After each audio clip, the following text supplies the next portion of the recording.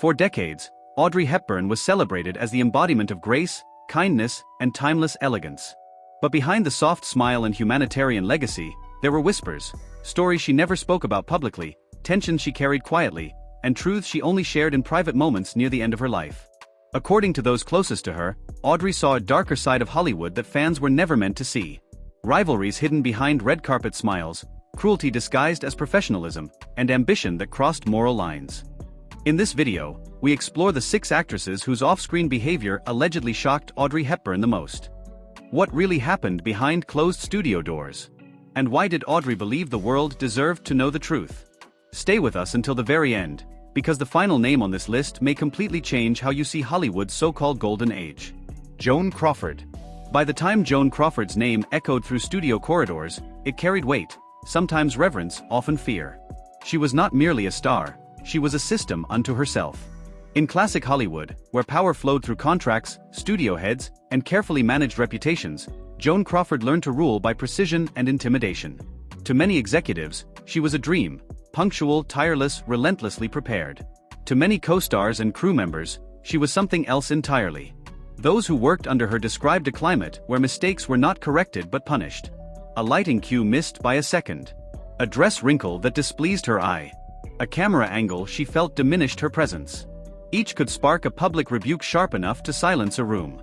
Whispers followed her from studio to studio, stories of assistants reduced to tears, of junior actresses frozen with anxiety, of crews learning to read her moods before daring to speak. According to people close to Audrey Hepburn, this behavior wasn't dismissed as diva temperament. Audrey, whose own approach to fame was grounded in humility and quiet discipline, allegedly found Crawford's methods deeply unsettling. Where Audrey believed authority came from example and kindness, Crawford appeared to believe it came from fear. The contrast could not have been starker. Audrey reportedly observed that Joan demanded absolute loyalty, not to the project, not to the story, but to herself. Co-stars were expected to orbit her, never eclipse her. If a younger actress drew attention, subtle retaliation often followed. Cold shoulders, calculated rumors, or strategic complaints that could jeopardize careers in an era when studios blacklisted without explanation. Power was rarely exercised openly. It was applied through pressure, suggestion, and reputation. What troubled Audrey most, those confidants say, was how normalized this cruelty had become. Hollywood excused it because Joan Crawford delivered box office results. The industry praised her professionalism, while quietly ignoring the human cost. In private conversations later in life, Audrey allegedly reflected on how such environments reshaped people, how ambition, once mixed with fear, could harden into something unrecognizable. Yet Joan Crawford was not a caricature of evil. Audrey understood that too. She saw a woman forged by poverty, insecurity, and a system that rewarded dominance. But understanding did not equal forgiveness. Audrey believed there was a line, one that Crawford crossed repeatedly, between strength and emotional harm. To Audrey, control that stripped others of dignity was not leadership, it was moral failure. As years passed, Joan's legend grew, polished by nostalgia and selective memory. The public saw glamour, resilience, and an iron will that made it in a man's world. Audrey, however, carried a quieter truth, that survival should never require cruelty, and that success achieved by breaking others left scars long after the cameras stopped rolling. This was only the beginning of what Audrey came to recognize as a pattern. An unspoken culture where brilliance and brutality coexisted, protected by fame. And as she would later suggest in private reflections, Joan Crawford was not the only one who wore elegance like armor while ruling through fear. Bette Davis. In classic Hollywood, few names commanded as much respect or fear as Bette Davis. Her talent was unquestionable. Directors trusted her instincts, studios relied on her box office draw, and audiences were mesmerized by her fierce intensity. But behind that brilliance lived a personality many described as cutting, confrontational, and merciless. Bette Davis did not believe in softness.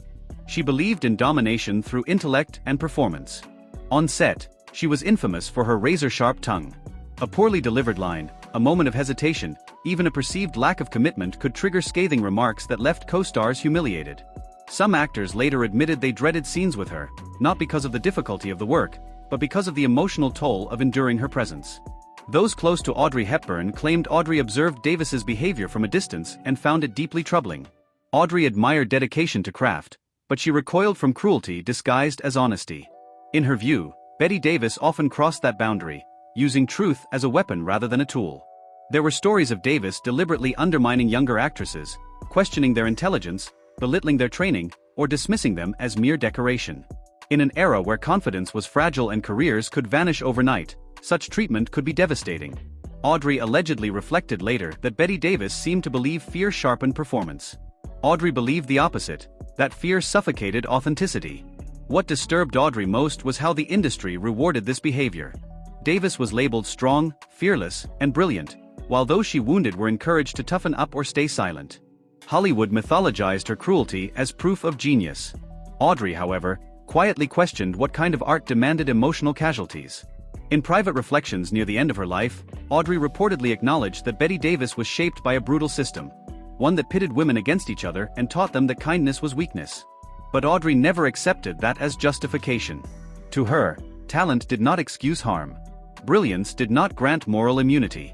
Bette Davis left behind unforgettable performances, but also a legacy stained by fear, rivalry, and emotional wreckage that few dared confront publicly. Audrey remembered her not as a villain in the traditional sense, but as a cautionary example of how power, when fueled by insecurity, can turn talent into tyranny. Ginger Rogers. To the world, Ginger Rogers was joy personified. Her smile lit up movie screens, her dance routines radiated elegance, and her on-screen chemistry made romance feel effortless. She was America's sweetheart, graceful, charming, and endlessly likable.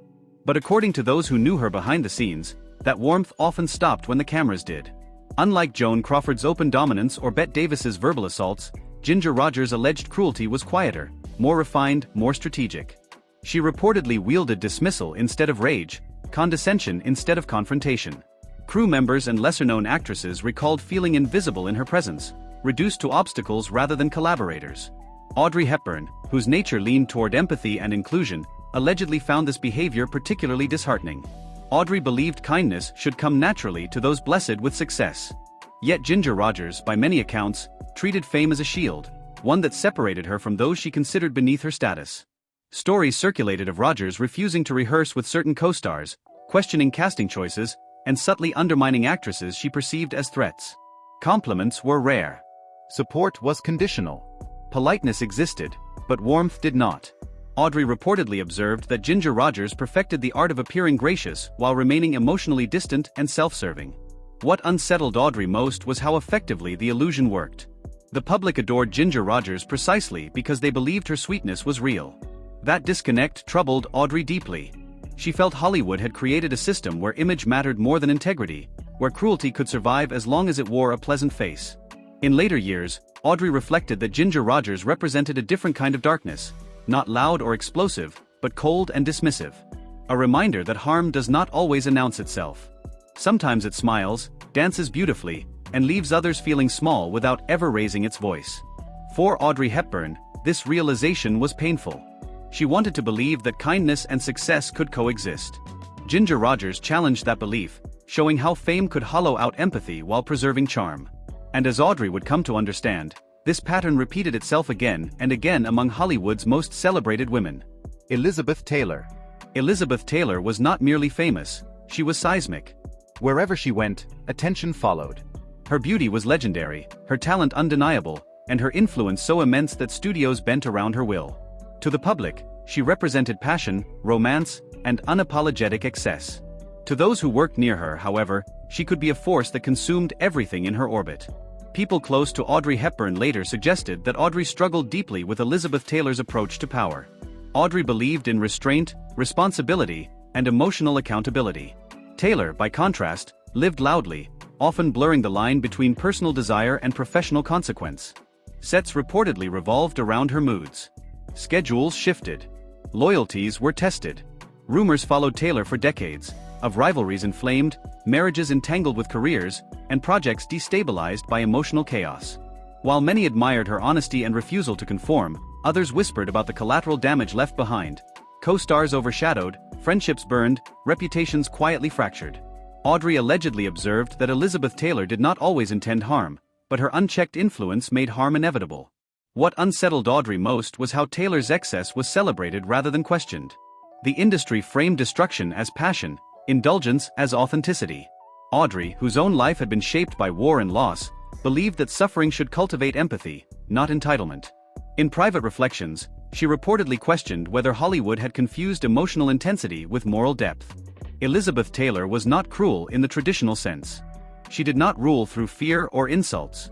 Instead, her alleged harm stemmed from gravity. Everyone was pulled toward her, often against their will. Audrey viewed this as a different kind of danger, a reminder that power without self-awareness could wound just as deeply as deliberate cruelty. As history remembers Elizabeth Taylor, it often focuses on her diamonds, her love stories, and her fearless defiance of convention. Audrey Hepburn remembered something quieter and more troubling: the cost paid by others when one star burns so brightly that nothing else is allowed to shine. Marlene Dietrich. Marlene Dietrich was elegance sharpened into a blade. Her voice was low and deliberate, her gaze unflinching, her presence commanding without effort. She did not need to raise her voice to dominate a room. Silence, when wielded correctly, was far more powerful. And according to many who encountered her, Marlene Dietrich mastered that weapon completely. Dietrich's reputation off-screen was one of emotional distance bordering on cruelty. Younger actresses, in particular, reportedly felt her scrutiny like judgment passed without appeal. A single look, a dismissive remark, or an icy silence could unravel confidence. Crew members learned quickly not to draw attention. Respect with Dietrich was not given, it was extracted. Audrey Hepburn, who encountered Dietrich within the same rarefied circles, allegedly found her deeply unsettling. Audrey admired strength but recoiled from intimidation. She believed mentorship was a responsibility, especially among women navigating an industry designed to discard them. Dietrich, however, was said to believe in survival through superiority. Those close to Audrey later recalled her describing Dietrich as precise but merciless. Marlene reportedly expected perfection not only in performance but in presence, how one stood, spoke, and carried oneself. Mistakes were not teaching moments, they were evidence of unworthiness. Audrey, whose compassion defined her career, struggled to reconcile this worldview. What made Dietrich particularly frightening, Audrey allegedly noted, was how controlled she remained at all times. There were no outbursts, no visible rage. Everything was measured. Everything intentional. This made her cruelty difficult to challenge, because it rarely crossed lines that could be publicly condemned. It lived in the margins, in tone, timing, and omission. Hollywood later immortalized Marlene Dietrich as a pioneer, bold, fearless, and ahead of her time. Audrey Hepburn did not deny that legacy. But she carried a more complicated truth, one that acknowledged Dietrich's brilliance while mourning the emotional chill she left behind. To Audrey, greatness that required the diminishment of others was a hollow triumph. By the time Audrey reflected on these women near the end of her life, she recognized a pattern forming. Different personalities, different methods, but the same outcome. Power, when left unchecked, rarely remains harmless. Katharine Hepburn. Katharine Hepburn was celebrated as a revolutionary long before the word became fashionable. She wore trousers when women were expected to wear obedience. She spoke her mind when silence was safer. She rejected Hollywood's rules with an air of unbothered superiority, and the world applauded her for it. To many, she symbolized independence, integrity, and fearless authenticity. But behind that legend lived a personality that many found punishing rather than inspiring. Katharine Hepburn did not suffer what she considered weakness. On set and off, she was blunt to the point of cruelty, dismissive toward those who failed to meet her standards, and unapologetic about the emotional damage left in her wake. Co-stars often described her as intimidating, not because she raised her voice, but because she made it clear, through tone, posture, and cutting remarks, that she considered herself intellectually and morally superior. According to people close to Audrey Hepburn, Audrey struggled deeply with Katharine's demeanor. Audrey respected strength, especially in women who carved space for themselves in a hostile industry. But she could not reconcile that respect with the emotional coldness Katharine allegedly showed toward colleagues. Audrey believed strength should uplift. Katharine, by many accounts, used hers to dominate. Stories followed Katharine Hepburn of humiliating younger actors, mocking insecurities, and brushing off emotional sensitivity as weakness. She prided herself on toughness and expected others to do the same. For Audrey, whose life had been shaped by wartime hunger, loss, and resilience built through compassion, this philosophy felt deeply flawed. Audrey reportedly believed that surviving hardship should deepen empathy, not erase it. What troubled Audrey most was how Katharine Hepburn's behavior was celebrated as virtue. The industry praised her honesty, her intellect, her refusal to coddle others. Meanwhile, those wounded by her sharpness were told to grow thicker skin. Audrey privately questioned why emotional brutality was reframed as empowerment simply because it came from a woman who defied convention. Katharine Hepburn never apologized for who she was. She believed authenticity required no softness. Audrey Hepburn believed the opposite. That true authenticity allowed room for kindness. In later reflections, Audrey reportedly saw Katharine as the final piece of a troubling puzzle. A woman whose independence had hardened into isolation, whose principles had become weapons rather than guides. As Audrey approached the end of her life, she did not speak these thoughts publicly. She understood the cost of challenging legends. But in quiet moments among trusted friends, she acknowledged a painful truth: Hollywood had mistaken endurance for virtue and cruelty for strength. And in doing so, it had elevated women who survived the system while quietly ignoring those they hurt along the way. With these 6 names, a pattern became impossible to ignore. Different faces. Different temperaments. The same shadow. And for Audrey Hepburn, exposing that shadow, if only in whispered reflections, was her final act of honesty. For many who later learned of Audrey Hepburn's private reflections, the most haunting question was not what she believed, but why she waited so long to let those beliefs surface, even quietly, even indirectly. Audrey had witnessed cruelty, manipulation, and emotional harm. She had felt the chill of power misused. Yet publicly, she never condemned. She never exposed. She never named names. The answer lies in the unspoken laws of classic Hollywood. Audrey entered an industry governed by silence. Studios controlled images, careers, and reputations with absolute authority. Contracts were binding not just legally, but socially. Speaking out, especially against established legends, was not bravery, it was professional suicide. Audrey understood this early. She had seen how quickly favor could turn into exile, how rumors could erase decades of work. But fear alone does not explain her restraint. Audrey was shaped by experiences far beyond Hollywood. Having survived the terror of war, hunger, and loss in her youth, she developed a worldview rooted in compassion rather than confrontation. She believed that public shaming did not heal wounds, it deepened them. Where others might have sought justice through exposure, Audrey sought peace through distance. Those close to her later said Audrey viewed many of these women not only as perpetrators, but as products of a deeply broken system. A system that rewarded dominance, punished vulnerability, and taught women that survival required sharp edges. Audrey chose not to add to that violence with her own voice. There was also the matter of timing. Audrey believed truth carried weight only when the world was ready to hear it. During Hollywood's golden age, audiences did not want complexity.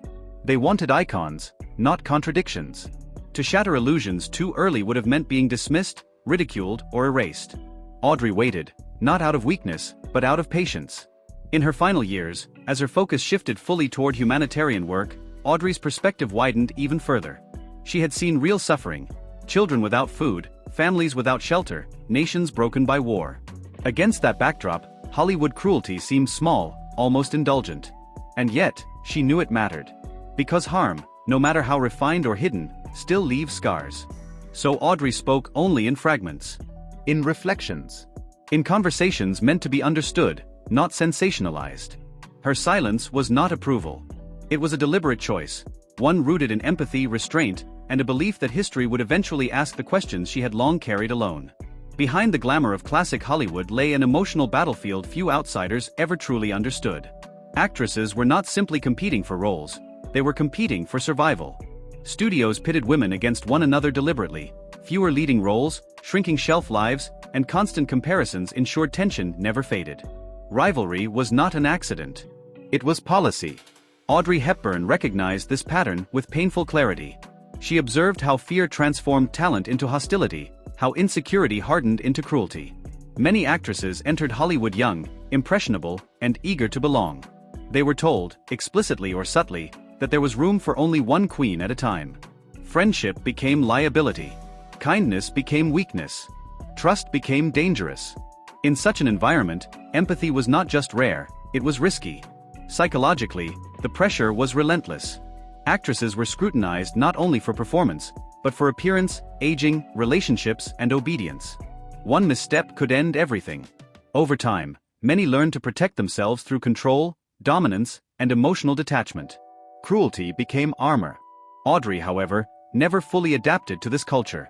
She remained emotionally porous, deeply affected by the pain of others. Where some built walls, she built bridges. This difference made her both beloved and vulnerable. It also made the darker side of Hollywood impossible for her to ignore. She reportedly believed that unchecked rivalry did more than harm individuals, it poisoned art itself. Performances born from fear lacked truth. Sets ruled by intimidation stifled creativity. And audiences, though unaware, were consuming stories shaped by quiet suffering behind the scenes. Audrey's reflections suggest she saw Hollywood as a mirror of a broader human flaw, the tendency to reward dominance over decency. Fame magnified that flaw, giving it glamour and applause. Rivalries became legends. Cruelty became anecdote. And victims were told their pain was simply the price of greatness. In recognizing this, Audrey did not absolve those who caused harm, but she contextualized them. She understood how easily power could corrupt when paired with insecurity. How survival instincts, left unchecked, could turn people into something they never intended to be. This realization marked a turning point in Audrey's private understanding. The problem was not just 6 actresses. It was a system that created them, protected them, and celebrated them, while quietly asking others to endure.